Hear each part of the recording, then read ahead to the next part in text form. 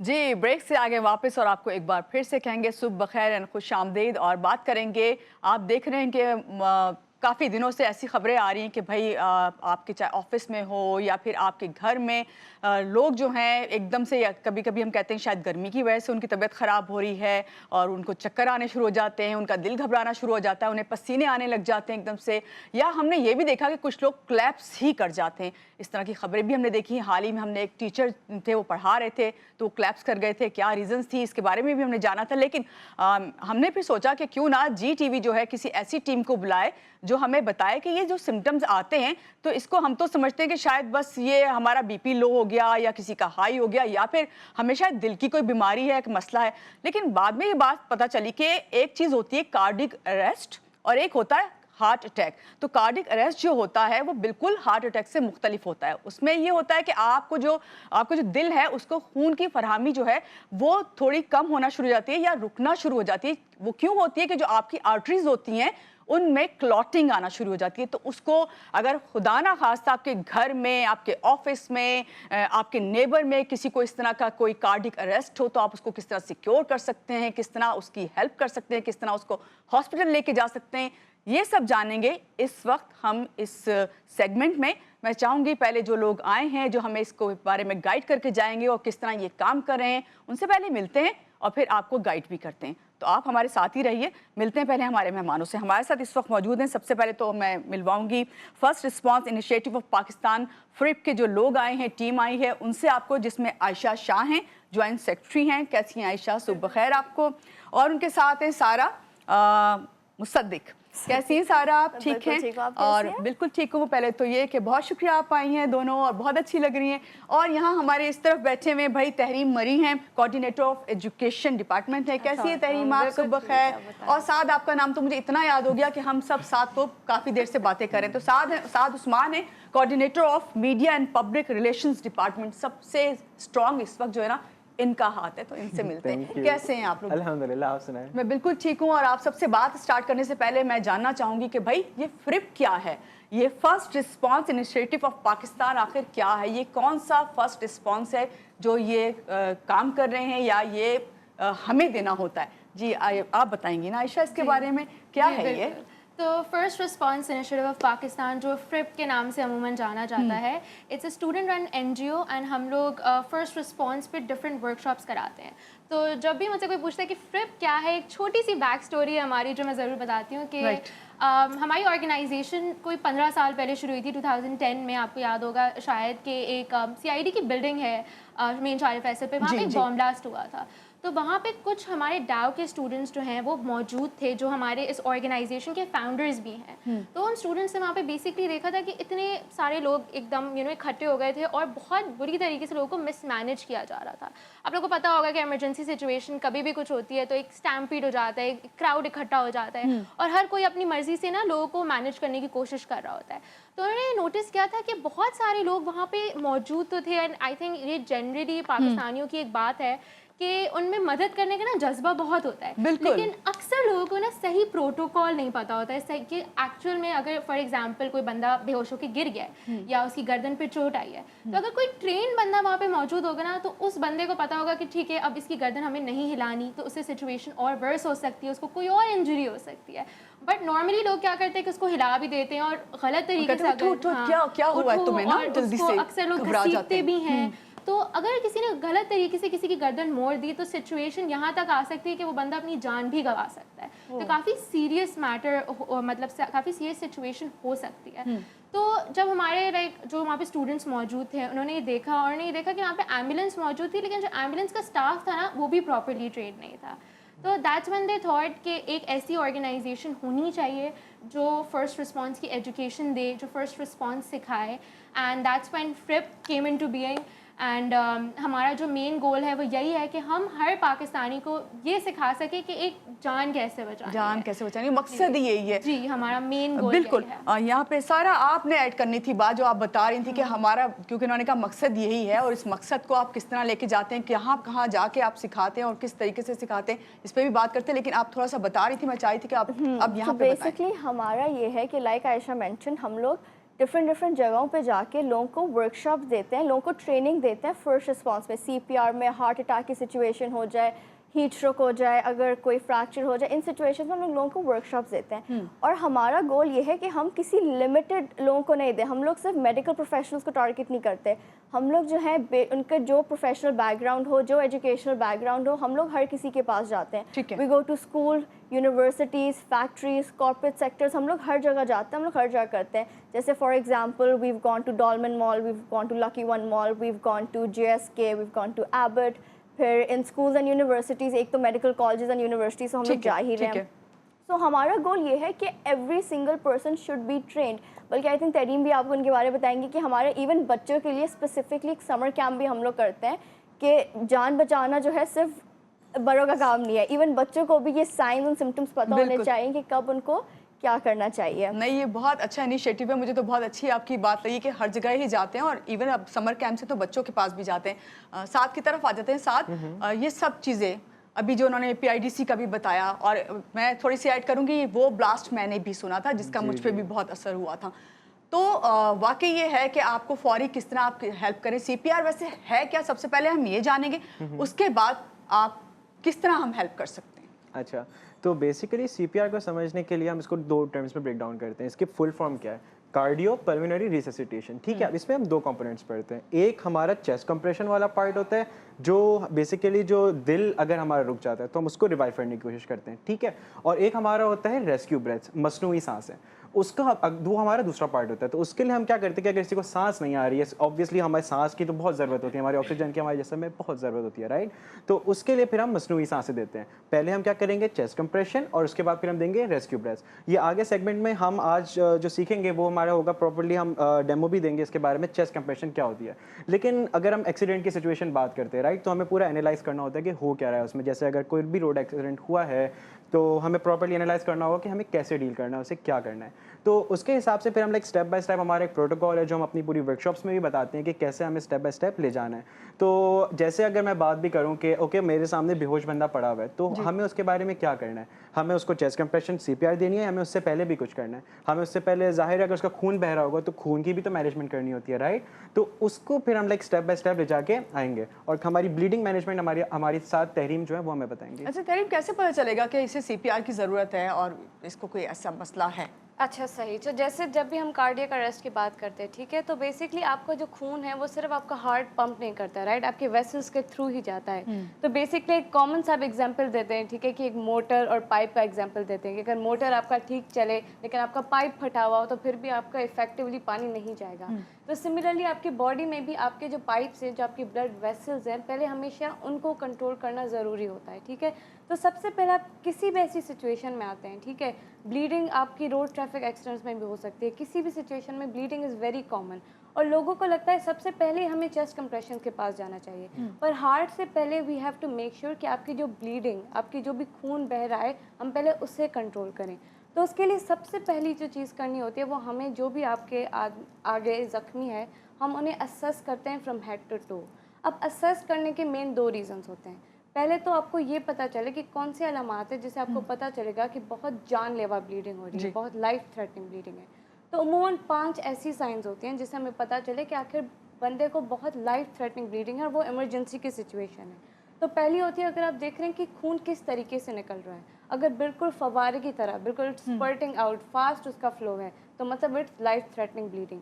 दूसरी चीज़ आप देखेंगे कि जो भी जख्मी होगा उनके इर्द गिर्द खून जमा हुआ होगा, ठीक है। और एक और चीज़ आपने नोटिस की होगी, जब भी आप ऐसी सिचुएशन में आते हैं जिनका बहुत सारा खून निकलता है, वो या तो खुद बेहोश हो गए या वो बेहोशी की हालत की तरफ जाते हुए होंगे, ठीक है। चौथी साइन ये होती है, हम उनके कपड़ों को देखते हैं। कपड़े अगर उनके बिल्कुल खून से लपटे हुए हैं, इसका मतलब ये कि जानलेवा ब्लीडिंग की निशानी है।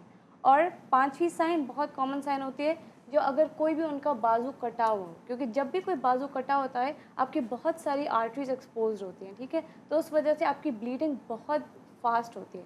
तो सबसे पहले मेन चीज़ है असेस करना और ये देखना कि लाइफ थ्रेटनिंग ब्लीडिंग है। और दूसरा रीज़न जिसकी वजह से हम असेस करते हैं उनको head to toe is to check कि आखिर ब्लीडिंग कहाँ से निकल रही है। तो दीज आर सम साइंस जिससे हमें पता चलता है कि बंदे को लाइफ थ्रेटनिंग ब्लीडिंग हो रही है। ठीक है, अच्छा इस पे हम मज़ीद बात करते हैं। और सबसे बड़ी बात ये कि इन्होंने ये तो बताया कि 5 साइन है कि ब्लीडिंग कहाँ से हो रही है, किस तरह हमने असेस करना है, ये सब बताया। लेकिन अभी हम आएंगे, वापस ब्रेक लेने जा रहे हैं। जब वापस आएंगे तो हमें ये जानना ज़रूरी है कि CPR जो है, जिसके बारे में ये बता रहे हैं, इसे करने का तरीका क्या है और क्या हर एक के लिए जानना ज़रूरी है और सीखना ज़रूरी है। लेते हैं एक छोटी सी ब्रेक के बाद वापस आते हैं और CPR करने का तरीका और डेमो आपको दिखाते हैं। हमारे साथ रहिएगा।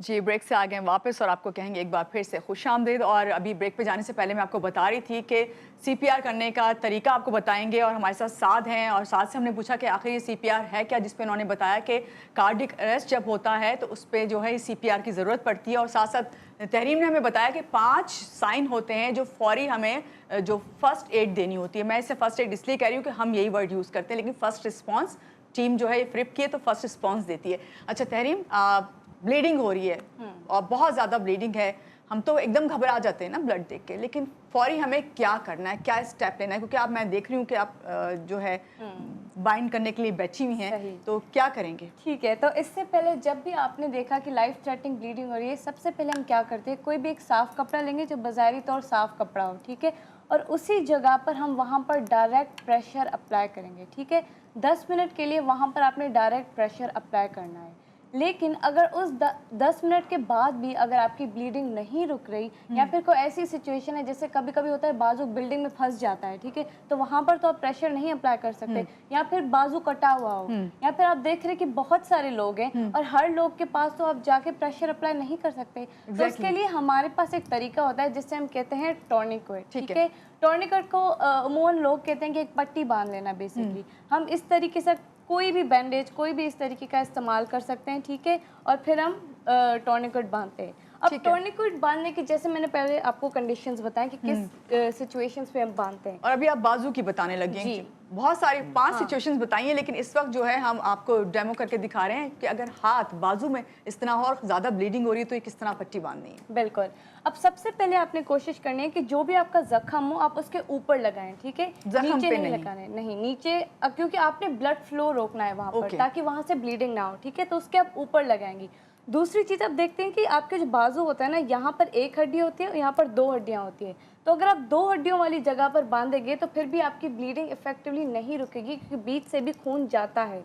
तो इसीलिए हम हमेशा एक सिंगल बोन वाली एरिया पे ये टॉर्निकेट बांधते हैं, ठीक है। तो इसका बांधने का तरीका बहुत आसान होता है। हम सबसे पहले क्या करते हैं कि इस टॉर्निकेट को लेके और हम वहाँ पे एक नॉट बांध लेते हैं, ठीक है। आप जो ब्लड है उसकी सप्लाई को रोक रही हैं जी, ये बेसिकली ब्लड सप्लाई को रोकने के लिए, इसीलिए ये हम अमूमन तौर पे अपने सिर्फ एडवांस प्रोग्राम्स को सिखाते हैं, बिकॉज ये जो चीज़ें बहुत रीजंस पे, जैसे बाजू आपका ज़ाया भी हो सकता है क्योंकि आप वहाँ पे ब्लड सप्लाई रोक रहे हैं, लेकिन यहाँ पर हमारा मेन मकसद है कि आप ब्लीडिंग को रोकें, ठीक है, ताकि हमें ज़्यादा खून ना लूज हो।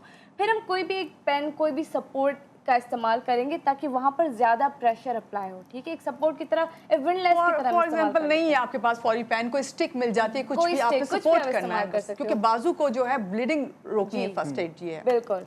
तो वहाँ पर आप ये ऐसे नॉट की सेंटर में रखेंगे और फिर आप एक साइड से ऐसे क्लॉकवाइज डायरेक्शन में अपना घड़ी की डायरेक्शन में मूव करेंगे 3 दफ़ा, ठीक है, और आपकी जो दूसरी साइड है उससे आप 3 दफ़ा एंटी क्लॉकवाइज घड़ी के मुखालिफ जाएंगे। उस स्टिक को आप सपोर्ट कर रहे हैं। बिल्कुल, उस स्टिक को एज ए सपोर्ट यूज़ कर रहे हैं। फिर आप वहाँ पर एक और नॉट बांध देंगे, ठीक है।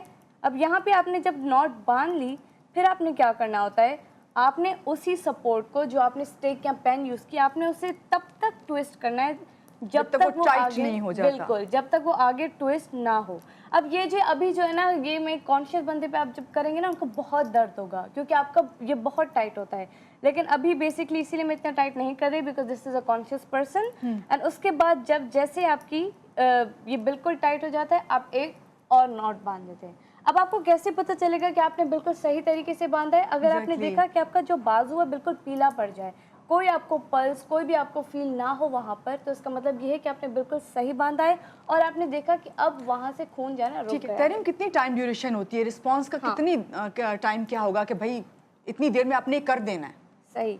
तो बेसिकली हमारी कोशिश ये होती है, सबसे पहले आपने 10 मिनट प्रेशर अप्लाई करना है और अगर 10 मिनट के बाद ना हो तब आप ये अप्लाई कर लेते हैं। उसके ठीक बाद है। आप टाइम लिख लेते हैं ठीक कि कौन से है, टाइम ठीक है। साथ सीपीआर आप जो तरीका है हमें सिखाएंगे, और हम ये बात कर भी रहे थे कि सीपीआर जो है उसके तरीके किस तरह आप हर एक चीज तो एक साथ नहीं सिखा के जा सकते, Exactly, so लेकिन मुझे वही वो जो बात फौरी करनी तौर थी। पे हम कर सकते हैं। बिल्कुल, मुझे इसके बारे में वही बात कही थी कि मैं एक डिस्क्लेमर साथ देना आप आ भी जाएं, चाहूंगी साथ में कि डेमो हम भी लोग करें जितने please। भी पहले एक्सप्लेन कर दूंगा मैं, explain उसके भी बाद ठीक है, करेंगे। ठीक बेसिकली है। मुझे यही देना था, डिस्क्लेमर देना था कि हम लोग जितनी भी चीज़ें सिखा रहे हैं इन सब चीज़ों का एक प्रॉपर प्रोटोकॉल होता है। अभी तो ऑब्वियसली फॉर इन्फॉर्मेशन पर्पसेज है, ताकि एक अवेयरनेस के लिए हम लोग आप लोग को ये सारी चीज़ें सिखा रहे हैं। जैसे अभी तहरीम ने मेंशन किया, टॉर्निकेट भी हम लोग बहुत थोड़ी सी एडवांस वर्कशॉप्स में करवाते हैं और लोगों को प्रॉपर सिखाते हैं।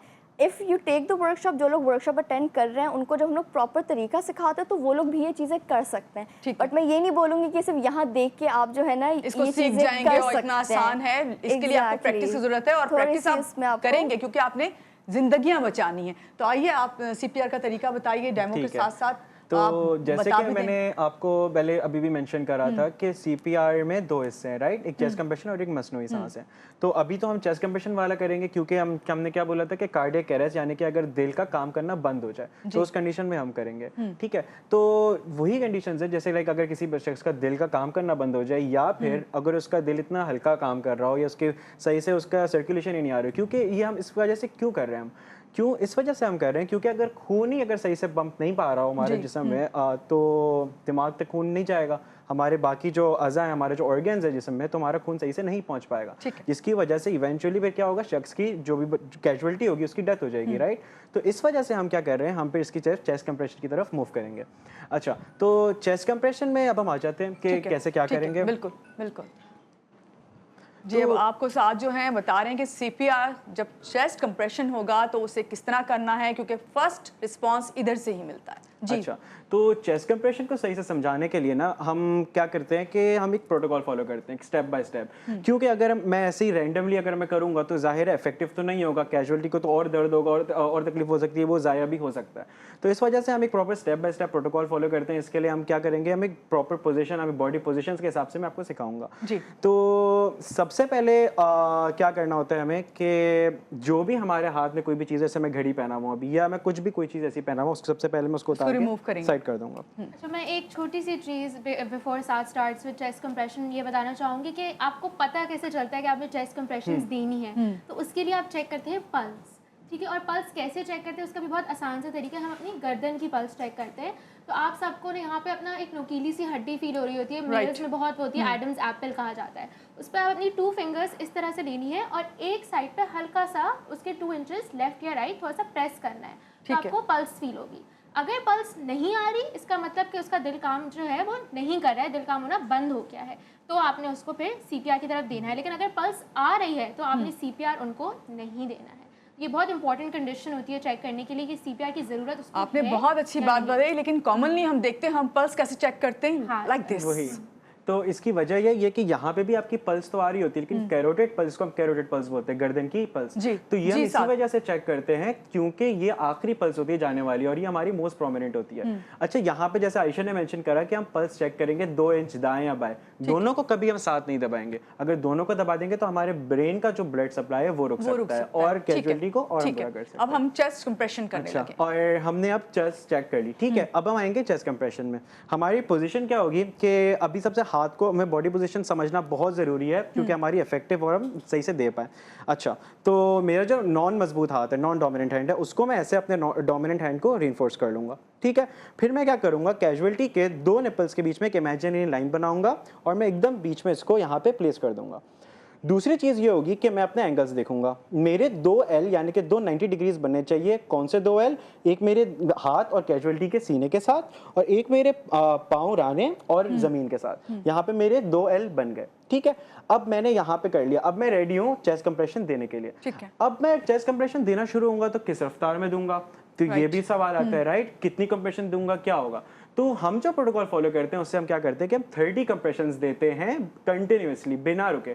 हम बिना रुके 30 यानी कि 30 कंप्रेशन देते हैं सेकंड्स के हिसाब से, सेकंड्स के 1 हिसाब 2 से 3 एग्जैक्टली 4 लाइक इसका भी हम फॉलो करते हैं कि 30 कंप्रेशंस देते हैं, किस टाइम पे किस स्पीड के हिसाब से हम 18 सेकंड्स पे हम 30 कंप्रेशंस देते हैं। इस पेस के हिसाब से हम देते हैं। अच्छा, इस पेस को सेट करने के लिए हम क्या करते हैं कि हर काउंटिंग में हम जैसे नंबर काउंट कर रहे हैं तो हम उसके बाद एक लगा देंगे हमारा वर्ड कराची, जैसे 1 कराची, 2 कराची, 3 कराची। उस अगर हम पेस से सेट करते हैं तो हमारी प्रिसाइसली 30 कंप्रेशंस होती हैं 18 सेकंड में। ठीक है, तो अब मैं आपको करके दिखाता हूँ। जैसे मैंने पोजीशन ले ली, मैंने दोनों एल अपने 90 डिग्रीज बना लिए। अब मैं रेडी हूँ अपना CPR देने के लिए। 1 कराची, 2 कराची, 3 कराची, 4 कराची, 5 कराची, 6 कराची, 7 कराची, 8 कराची, 9 कराची, 10 कराची, 11 कराची, 12 कराची, 13 कराची, 14 कराची, 15 कराची, 16 कराची, 17 कराची, 18 कराची, 19 कराची, 20 कराची, 21 कराची, 22 कराची, 23 कराची, 24 कराची, 25 कराची, 26 कराची, 27 कराची, 28 कराची, 29 कराची, 30 कराची। राइट, ये 18 सेकंड में हो गया जी। इस कंप्रेशन को देने के बाद क्या जो हम जिसको दे रहे हैं, जो पेशेंट है, जो जिसको इस वक्त कार्डियक अरेस्ट हुआ है, क्या उसके सिम्टम्स क्या आते हैं एकदम से सामने? अच्छा, तो अब कैजुअलिटी मेरे साथ बेहोश पड़ी हुई है, राइट? तो मैंने उसको अभी पूरी अपनी चेस्ट कंप्रेशन दे दी। अगर वो अभी भी वो बेहाल नहीं हुआ, वो होश में नहीं आया, तो फिर मैं क्या करूंगा? फिर हमारा प्रोटोकॉल होता है कि हम एक बार मैंने ये कर ली और मैंने आपको क्या बोला था, CPR में दो चीजें होती हैं, हम उसके बाद 2 मसनूई साइज भी देते हैं। तो हम पूरा प्रोटोकॉल में समझाते हैं कि अभी हमने चेस्ट कंप्रेशन 30 कंप्रेशन 18 सेकंड्स दे दी, फिर हम 2 रेस्क्यू ब्रेथ देते हैं 5 सेकंड में। एक साइकिल ये हो गई। हम इस साइकिल को रिपीट करते हैं 5 बार। हमने 5 बार कर ली ये बैक टू बैक साइकिल वाला जी, 30 compressions in 18 seconds followed by 2 rescue breaths in 5 seconds. हमने ये 5 बार कर लिया। फिर मैं देखूंगा, इसको एक्सेस करूंगा कैसे, कि मुझे कैसे पता चलेगा कि इसका दिल फिर से का फंक्शनल हुआ है कि नहीं। मैं इसकी कैरोटिड पल्स फिर से चेक करूंगा। जैसे अगर यहाँ पे होगा तो मैं इसकी चेक करूंगा, अगर पल्स आ गई है तो वेल एंड गुड, अगर नहीं आई है तो फिर से मैं ये 5 की साइकिल करते रहूंगा। सही, फिर से मैं 5 बार करूंगा 30 कंप्रेशंस 18 सेकंड्स। ठीक है साद, बहुत शुक्रिया। आइए और यहाँ पे आपको कहूँगी कि जिस तरह साद ने बताया, मेरा ख्याल है कि बहुत अच्छे से आपको अंडरस्टैंड आपने कर लिया होगा, क्योंकि फर्स्ट एड यही है अपने घर में, अपने पड़ोस में या स्कूल में आप किस तरह दूसरे की मदद कर सकते हैं। यहाँ लेते हैं एक छोटी सी ब्रेक के बाद वापस आते हैं, रहिएगा हमारे साथ।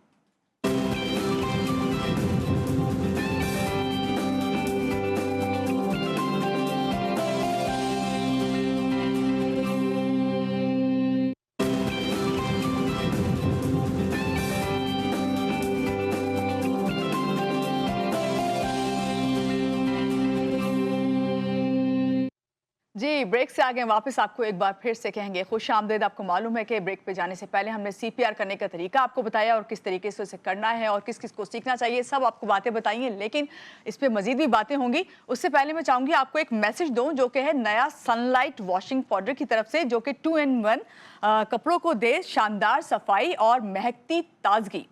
सनलाइट दे आपके कपड़ों को बेदाग सफाई, लेमन की ताकत के साथ जो कपड़ों की गहराई में जाके मैल खींच निकाले। और तो और भाई, ना सिर्फ ये बल्कि ये आपके कपड़ों को दे एक महकती खुशबू जो दे सफाई का महकता अंदाज, क्योंकि महकते कपड़े ही हैं असली सफाई की पहचान। तो महकते रहिए और सनलाइट को इस्तेमाल कीजिए, ये मेरा भी आपको पैगाम है। तो जनाब आ जाते हैं, फ्रिप की टीम हमारे साथ है। कोशिश ये है आज GTV की कि जो कार्डियक अरेस्ट पेशेंट अगर आपके सामने आ जाता है, कोई कैजुअलिटी होने से पहले पहले उसको, उसकी ज़िंदगी को आपने कैसे बचाना है।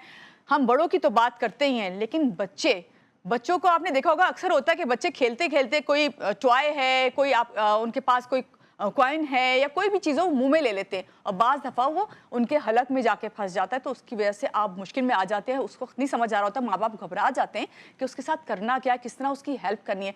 तो वो हेल्प करने का बताने का तरीका, जो हमें किस तरीके से अपने बच्चे को बचाना है, उसकी ज़िंदगी को या किसी भी दूसरे बच्चे को, या स्कूल में अगर इस तरह कुछ हो जाता है तो किस तरह हेल्प करें। तो हमारे साथ इस वक्त मौजूद हैं, सबके साथ तो आई थी लेकिन अभी हमें ज्वाइन किया है हिफ्ज़ा आगा ने, जो कि कोऑर्डिनेटर हैं इन डिज़ाइन ऑन आउटरीच डिपार्टमेंट। ठीक है, कैसी हैं हिफ्ज़ा? सुबह खैर आपको, और बहुत माशाल्लाह फ्रेश लग रही हैं। और मैं समझती हूँ कि जो बात अभी आप करने जा रही हो, बताने जा रही हैं कि शॉकिंग ब्लॉकिंग, ये क्या, ये है क्या ना? पहले तो ये बताएं, क्या मैंने आसान लफ्ज़ों में समझा दिया, सही बताया है? जी बिल्कुल, आपने दुरुस्त समझाया। जो चोकिंग होती है वो जो सांस की नाली होती है उसमें रुकावट का नाम है। तो कोई भी ऑब्जेक्ट, खाना भी हो सकता है और कोई और फॉरेन ऑब्जेक्ट भी हो सकता है जो कि सांस की नाली में अगर रुकावट क्रिएट करता है तो सांस नहीं जाती, एयर नहीं जाती, राइट। तो उससे क्या होता है, डेफिनेटली जो बॉडी के डिफरेंट ऑर्गन्स हैं वो शट डाउन करना शुरू हो जाते हैं, क्योंकि हर अज़ा को, हर ऑर्गन को ऑक्सीजन की ज़रूरत होती है। ऐसा ही है। अब बच्चों में, इन्फेंट्स में जो कि 1 साल से छोटे होते हैं, उनमें चोकिंग बहुत ज़्यादा कॉमन है। छोटे छोटे ऑब्जेक्ट्स उठा के अपने मुंह में डाल लेते हैं, उनके हलक में अटक जाते हैं और उनको सांस नहीं जा पाती, और ये बहुत ज़्यादा फेटल है, यानी कि बहुत ज़्यादा जानलेवा है बच्चों में। अक्सर लोगों को नहीं पता हो तो वो क्या करते हैं, उनके मुंह में उंगली डाल के निकालने की कोशिश करते हैं, जबकि ये सही तरीका नहीं है। सही है। तो इसका सही तरीका ये है कि सबसे पहले तो चोकिंग में आपने रिकग्नाइज़ किया कि किस तरह बच्चे को आया, हो रही है कि नहीं हो रही चोकिंग। उसमें यू हैव टू सी कि बच्चे का मुंह कैसा है। बच्चे का मुंह लाल हो, सुर्ख हो जाए, बिल्कुल नीला पड़ जाए, बहुत फीका पड़ जाए, बच्चे की कोई आवाज़ नहीं निकलती, साइलेंट हो जाते, खेलते खेलते बच्चे एकदम चुप हो जाएंगे। सो दैट टेल्स यू कि इस बच्चे को शायद कोई फॉरेन ऑब्जेक्ट उनके हलक में अटक गया है और उनको सांस की रुकावट क्रिएट कर रहा है। अब इसमें लोग अक्सर घबरा जाते हैं, उनको पता नहीं होता क्या करना है। सबसे इम्पॉर्टेंट चीज़ ये है कि सबसे पहले एम्बुलेंस को कॉल की जाए। बच्चों में बहुत फेटल है, सबसे पहले कुछ भी करने से पहले एम्बुलेंस को कॉल करनी है। Once ambulance has been called, उसके बाद आप ये कर सकते हैं कि कुछ मैन्यूवर्स हैं जिससे कभी कभार चोकिंग रिमूव हो जाती है। ठीक है, जब तक एम्बुलेंस आती है, आपने कॉल कर लिया, आपको क्या करना है? एक माँ को, एक बहन को, एक भाई को, एक बेटी को, या स्कूल टीचर को, बिल्कुल, या कोई भी फ्रेंड को? बिल्कुल। सो ये हमारे पास एक छोटी सी मैनिकन है, आज डॉल मैनिकन है। ये इन्फेंट जो है कैजुअलिटी बनेंगी आज की हमारी। सो हमें क्या करना है, लेट्स से कि ये एक इन्फेंट है जिसको चोकिंग हो रही है, राइट। मैंने आइडेंटिफाई कर लिया, इनका चेहरा लाल हो रहा था, इनकी कोई आवाज़ रोने की नहीं थी। सबसे पहले पुरसुकून होकर किसी भी जगह पर बैठ जाना है, कोई आराम से सरफेस लेना है, वहाँ पर बैठना है आपने पुरसुकून होकर। आपने बच्चे को लेना है और अपना जो गैर मजबूत हाथ है उसकी फोराम पे इस तरह से लिटाना है। बच्चे को लिटाया, उसके बाद आपने 2 उंगलियां लेनी है, इस तरह से 2 उंगलियां लेके, और उन 2 उंगलियों से बच्चे का जो मुंह है वो इस तरह से, जो उनके होंठ है वो रिट्रैक्ट करने, नीचे करने, सही। और फिर ये करने के बाद आपने क्या करना है कि बच्चे के हेड को थोड़ा सपोर्ट प्रोवाइड करते हुए आपने अपनी एक टांग आगे लानी है और बच्चे को इस तरह करना है, ठीक है। इस तरह के हेड भी सपोर्टेड हो, लेकिन ज़रा सा आपके नीचे ज़मीन की तरफ फेस करें, हम ग्रेविटी की मदद ले रहे हैं। उसके बाद मुझे क्या करना है, मैंने अपना ये हाथ लिया, ये मेरा लेफ्ट हाथ है, गैर मजबूत हाथ है, मैंने हाथ लिया, मैंने बच्चे की शोल्डर ब्लेड्स, जो पीछे जो दोनों शोल्डर ब्लेड्स होती हैं, इनको लोकेट किया और उनके बीच में मुझे 5 दफ़ा थपकियाँ देनी है, सही है, बैक स्लैप्स देने। माएँ करती भी हैं इस तरह। बिल्कुल बिल्कुल, इस तरह से। ये तरीका बहुत सही है क्योंकि हम इसमें मदद ले रहे हैं ग्रेविटी की, कि उससे चोकिंग रिमूव हो या जो भी फॉरेन ऑब्जेक्ट हो वो रिमूव हो। मैंने अपना हाथ लिया और मैंने 5 दफ़ा थपकी दी, 1 2 3 4 5 इस दफ़ा दी। फिर मैंने क्या करना है, अगेन अपनी आर्म लेनी है, बच्चे को इस तरह उसी आर्म पे शिफ्ट करना है। मैंने अपनी सिर्फ 2 उंगलियां लेनी है और उससे क्या करना है, मैंने बच्चे की जो ब्रेस्ट बोन है ना, जो छाती वाली हड्डी होती है, सीने वाली हड्डी होती है, वो लोकेट करनी है। उसके बिल्कुल लोअर एंड पे 2 उंगलियां लेके उससे मुझे इस तरह से थ्रस्ट देने हैं, 1 2 3 4 ये 5। अच्छा, इस तरह करके दिखा सकती हूँ कि कैमरा जो है बिल्कुल बिल्कुल। सो इस तरह से ये जो मैंने छाती इसकी बच्चे की लोकेट की, राइट, यहाँ पर, और उसके बिल्कुल जो ब्रेस्ट बोन है उसके नीचे मैंने करना है 1 2 3 4 5। लेकिन ख्याल रहे कि इसमें ये बच्चा लेटा हुआ होगा फोरआर्म पे, इस तरह से, सही है। अब इसमें बहुत इंपॉर्टेंट बात यह है कि अक्सर लोग पेट पे जो है ना वो कोशिश कर रहे थे, लेकिन बच्चों में पेट पे आपने बिल्कुल चेस्ट पे करना है। ये पेट पे आपने जो है दबाव या जोर नहीं डालना, बच्चों का बहुत सेंसिटिव होता है ये एरिया। सो ये होता है चोकिंग। एंड देन अगर ये रिमूव हो जाती है तो अक्सर दफ़ा ही बस आप साइकिल्स रिपीट करते रहेंगे। बैक स्लैप्स देनी है, वापसी टर्न करना है, इस तरह से थ्रस्ट देने हैं 5 दफ़ा, फिर 5 दफ़ा बैक स्लैप्स देनी है, फिर थ्रस्ट देना है, रिपीट करते रहना है जब तक जो है एम्बुलेंस नहीं आती। और अगर आपको बाय लक जो है और बाय चांस आपसे ये जो आप हेल्प कर दें और सेव कर लें, तो फिर आपको ज़रूरत नहीं होती कि आप हॉस्पिटल जाएँ, आप बच्चे को घर पे ही जो है अपने सेव कर ली है उसकी लाइफ। होता है कि आप ले जाएं, एक दफ़ा चेक करा लें कि कोई और उसको अंदर डैमेज वगैरह ना हो गया, हॉस्पिटल जाके एक दफ़ा चेक करा लें। और अक्सर मैंने देखा है बहुत ज़्यादा माँ ये भी करती हैं कि बच्चों को उल्टा कर देती हैं और हलक में उंगलियां डालने की कोशिश करती हैं, तो ये बहुत गलत है। ये ज़रूर मैं बताना चाहूँगी कि इस तरह की चीज़ें आप लोगों को बिल्कुल ट्राई नहीं करनी चाहिए। जो 2 मैनूवर्स हिफ्ज़ा ने बताए हैं, दोज आर आइडियल, आप वही कोशिश ठीक है, करें, वरना फिर आप ठीक है। उनको बहुत शुक्रिया आप पूरी टीम का फ्रिप की, आयशा हैं, सारा हैं एंड हिफ्ज़ा हैं, तहरीम है, साथ हमारे साथ थे जिन्होंने CPR करने का तरीका बताया। और आप सबसे मैं यही कहूँगी कि हमारी पूरी कोशिश आज के प्रोग्राम में ये रही है कि आप लोग जो हैं अपनी मदद आपके तहत पहले अपने घर वालों को, अपने आसपास के लोगों को सेव करें और उनको सेव करने के बाद उनकी लाइफ सेव करके आप उनको हॉस्पिटल फ़ौरन पहुँचाएं। क्योंकि जितनी भी चीज़ें आपको बताई हैं, डिस्क्लेमर भी दिया यहाँ पे इस टीम ने कि भाई आपने सीखनी ज़रूर है लेकिन प्रॉपर तरीके से। और हमारी आज के प्रोग्राम में यही कोशिश रही है। अपना बहुत ज़्यादा ख्याल रखिए। Have a nice day. अल्लाह हाफ़िज़।